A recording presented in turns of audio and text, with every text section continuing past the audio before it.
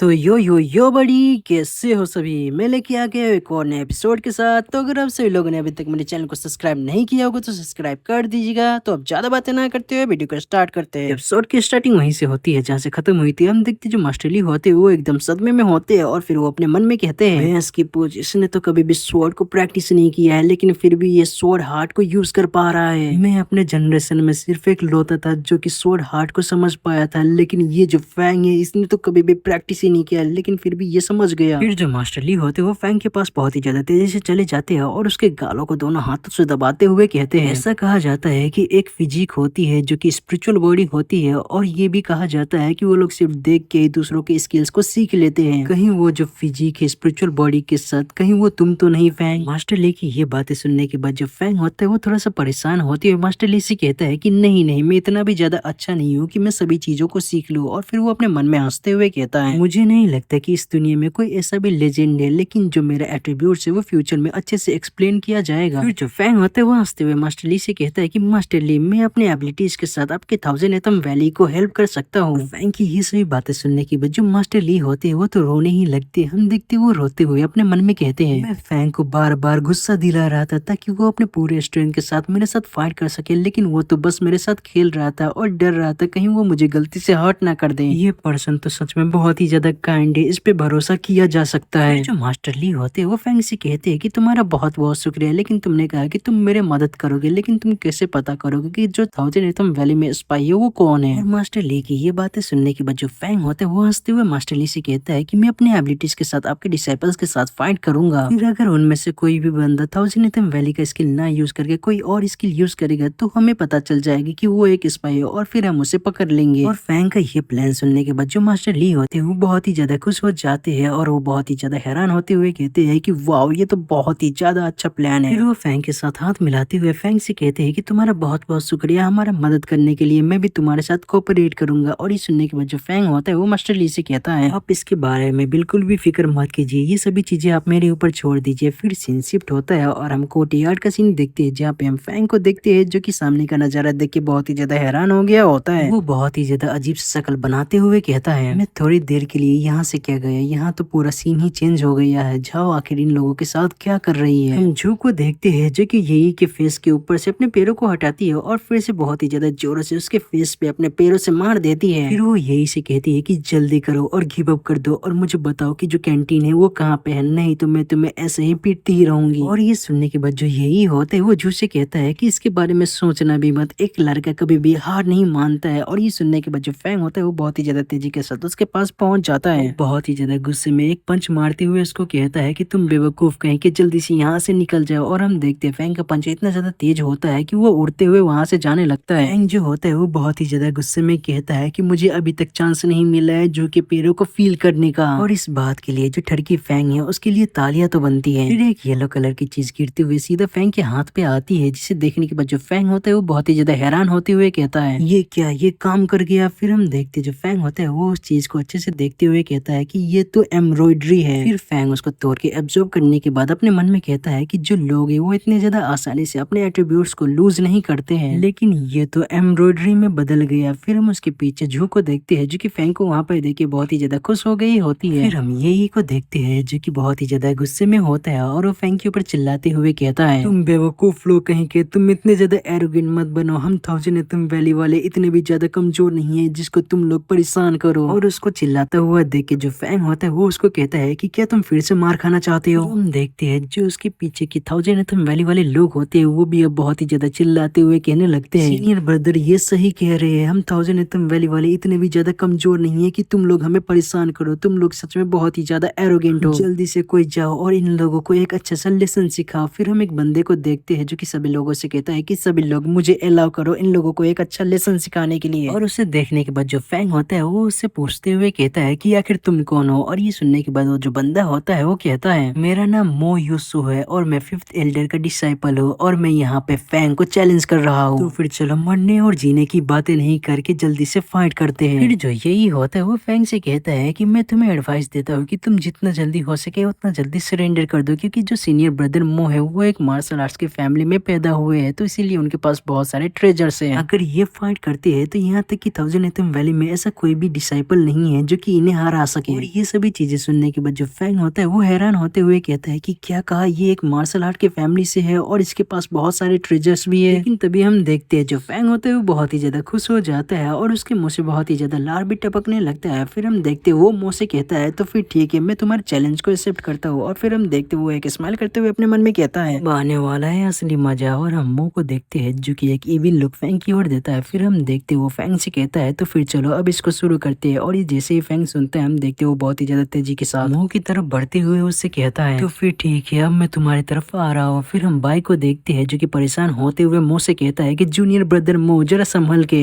Treasure को use करो उसको डिफेंड करने के लिए। और ये सुनने के बाद जो मुंह होता है वो अपने एक आईने जैसी चीज को निकाल लेता है। फिर वो अपने मन में कहता है इस बंदे के पास जरूर से ही कोई ट्रेजर नहीं होगा, ये तो सिर्फ एक बेवकूफ है। ब्रदर बाई तो बेकार में इतने ज्यादा परेशान हो रहे हैं, ये जो मिरर है ये तो बहुत ही ज्यादा स्ट्रॉन्ग है जितना कि मुझे जरूरत भी नहीं है। फिर हम देखते हैं वो कुछ तलिस्मांस को भी निकाल लेता है और फिर वो अपने मन में कहता है कि तुम्हारे लिए मेरे पास भी आना तुम्हारे लिए बहुत ही ज्यादा मुश्किल होगा। और फिर वो एक इविल से स्माइल देते हुए उन सभी तलिस्मान को फैंग की ओर फेंक देता है, जिसे देखने के बाद जो फैंग होते हैं वो बहुत ही ज्यादा हैरान हो जाते हैं और वो उससे डॉज नहीं कर पाता है। और फिर हम देखते हैं वहाँ पे एक बहुत ही ज्यादा बड़ा सा धमाका होता है और ये देखने के बाद वहाँ पे जितने भी लोग होते हैं वो बहुत ही ज्यादा खुश हो जाते हैं। और फिर वो कहने लगते हैं कि ब्रदर मो आपका जय हो, आपने उस बेवकूफ को अच्छा सबक सिखाया है। लेकिन तभी जो मो होता है वो सामने की ओर देख के बहुत ही ज्यादा हैरान हो जाता है, क्योंकि हम देखते हैं जो फैंग होता है वो धुआं से बहुत ही ज्यादा तेजी के साथ निकलता है और फिर उसके मिरर के ऊपर एक जोरदार पंच से मारता है, जिसकी वजह से हम देखते हैं उसके मिरर से बहुत ही ज्यादा लाइट निकलने लगता है। और फिर हम अगले सीन में देखते हैं जो उसका मिरर होता है वो पूरी तरह से टूट जाता है। और ये देखने के बाद जो मुंह होता है वो बहुत ही ज्यादा हैरान हो जाता है और वो कहता है कि ये तो पूरी तरह से इम्पॉसिबल है। फिर हम देखते हो पीछे की तरफ जाके गिरता है, जिसकी वजह से हम देखते हैं उसके मुंह से बहुत ही ज्यादा ब्लड निकलने लगता है। हम फैंग को देखते हैं जो कि एक स्माइल करते हुए कहता है कि मुझे माफ कर देना तुम्हें डिसअपॉइंट करने के लिए। और जैसे ही फैंग उसको हरा देता है तो वहाँ पे दो एट्रीब्यूट्स अपीयर होता है, जिनमें से एक होता है 9 ड्रैगन्स हार्ट फ्रैगमेंट और दूसरा होता है the spirit of the hidden dragon. और उन दोनों एट्रीब्यूट्स को देखने के बाद जो फैंग होता है वो खुश होते हुए कहता है इन दोनों के नाम ड्रैगन से रिलेटेड है, तो क्या मैं फाइनली सुआनू रॉयल फैमिली के किसी बंदे को हरा दिया। फिर हम देखते हैं जो फैंग होता है वो उन दोनों एट्रीब्यूट्स को ऑब्जर्व करते हुए कहता है कि देखने से ऐसा लग रहा है कि जो मास्टर ली ने मुझे बताया था सिचुएशन उससे भी बहुत ही ज्यादा बेकार है। आखिरकार सुआनू फैमिली का कोई बंदा थाउजेंड एथम वैली में क्या कर रहा है। फिर तभी हम देखते हैं एक बंदा वहाँ पे आता है और उन दोनों लड़कों से कहता है तुम दोनों फिर से बेवकूफों वाली हरकतें कर रहे हो, आखिर अब तुम दोनों ने क्या कर दिया। और उस बंदे को वहाँ पे देखने के बाद वो जो दो बंदे होते हैं वो बहुत ही ज्यादा हैरान हो जाते हैं। लेकिन जो हमारा ये एपिसोड होता है वो यहीं पे खत्म हो जाता है। आशा करता हूँ कि यार सही लोगों को ये नया एपिसोड पसंद आया होगा, और अगर पसंद आया हो तो सही लोगों को कुछ नहीं करना, बस लाइक कमेंट शेयर और सब्सक्राइब कर देना है। और जाने से पहले आप सही लोग मेरे सेकंड चैनल और गेमिंग चैनल को भी जाके सब्सक्राइब कर दीजिएगा, जिनका लिंक आप सही लोगों को डिस्क्रिप्शन के अंदर मिल जाएगा। तो फिर मिलते हैं फिर किसी और नए वीडियो के साथ, तब तक के लिए टाटा बाय बाय।